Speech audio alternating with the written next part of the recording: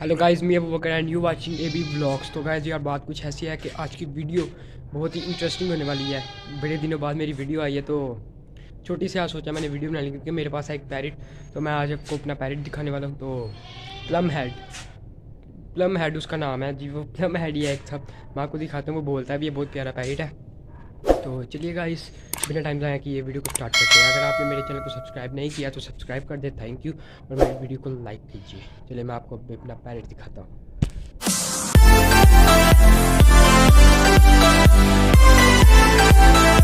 छत पर आया था तो मैं अपने तोते को भी छत पर ले आया था। तो मैं अभी दिखाता हूँ आपको कि मेरा पैरेट कैसा है।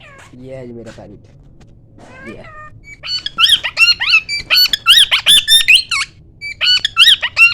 बोलता भी है बहुत अच्छा।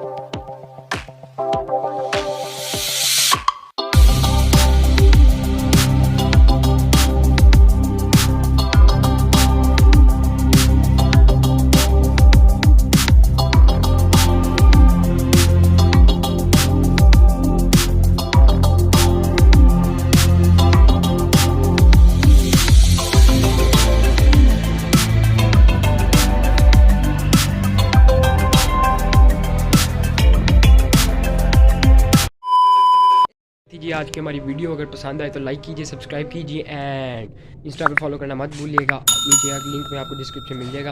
तो अगर आपको वीडियो पसंद आई तो लाइक ज़रूर कीजिए और चैनल को कर दीजिए सब्सक्राइब। मिलते हैं नेक्स्ट वीडियो में, तब तक के लिए पीस आउट।